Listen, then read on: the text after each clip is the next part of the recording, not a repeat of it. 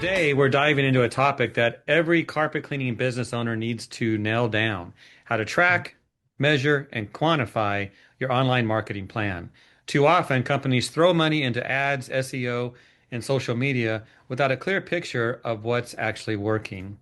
And to deal with that issue today and to talk about it, we're pleased to welcome a regular guest, John Clendenning with Carpet Cleaner Marketing Masters. John, do you know anything about throwing money after ads?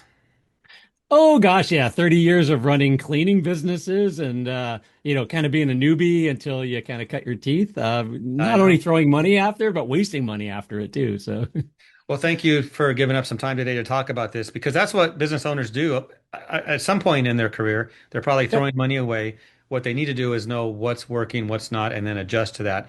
So Yep. we're at the last chapter of your book. Maybe I shouldn't say this. You're writing another book, I think. So, Yep.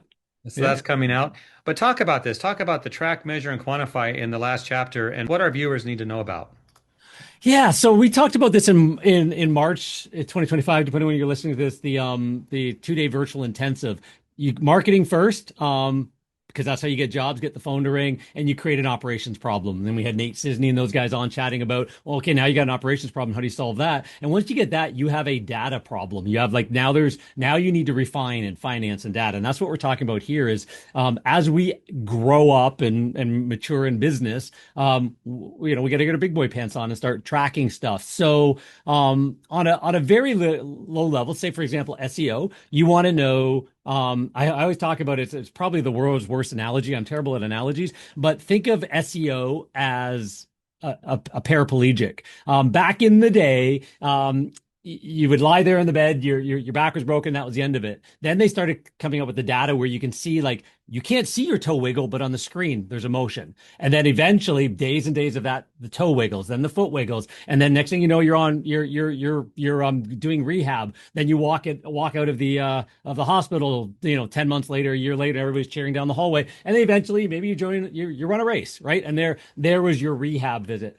Data's like that. You want to see the signals that are sending you in the right direction. So in SEO, you want to make sure that you're getting more traffic to your website. You're ranking for more keywords. So things like Google Analytics, knowing how to kind of take a look into those, or if you're working with a vendor, making sure they're sharing with you.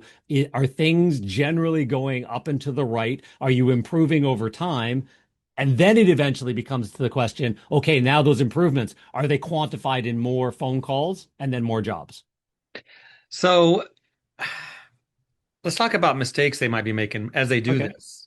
Yeah. What are some of the biggest mistakes you see business owners making when it comes to measuring all of this? And toss in what you think they should really focus on.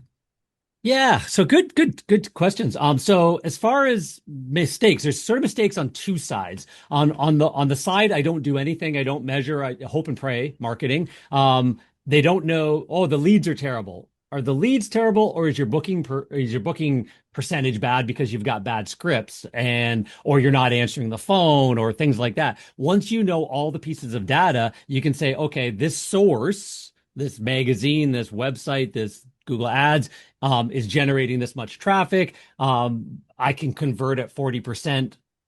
This traffic, I can only convert this at 30. Now you can quantify traffic and stuff like that. So not wanting to do any of it is always one problem. The other side of it is being so myopic that, every single marketing source has to be in its own lane and its own bucket and not understanding that maybe about 10 per 15% of your marketing budget should be that brand awareness that and reputation that manages everything, that maybe you almost don't need to track it, but it helps lift. The rising tide lifts all ships. So there's kind of the two sides. You got to be sweet spot somewhere in the middle saying, hey, I've got some stuff out there, my door hangers, my yard signs, my vans, my technicians that help, that there's a spend that helps elevate everything. And then those individual things, that you want return on investment on, are you tracking them individually with call tracking numbers and QR codes and all of those things in our modern world now where we can really dial in, is this working over that?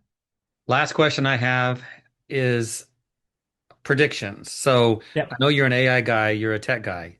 Hmm. What do you see, not just now, but coming up? Things you might be using now that are just going to get better and make all of this easier. Because I got to tell you, John, people watching this program, I mean, they want to clean Yep. carpet, they want to run a business. They may not want to do all this tech stuff, but we got to do it. Talk about Yeah. that. What do you see coming? That's the cool part because AI is the great equalizer. So the companies that were doing all of this were running circles around you and you didn't notice it. Hey, why is that guy got 10 trucks on the road? Or why is he 3 trucks on the road and his average job's $800 and I'm still 199, right?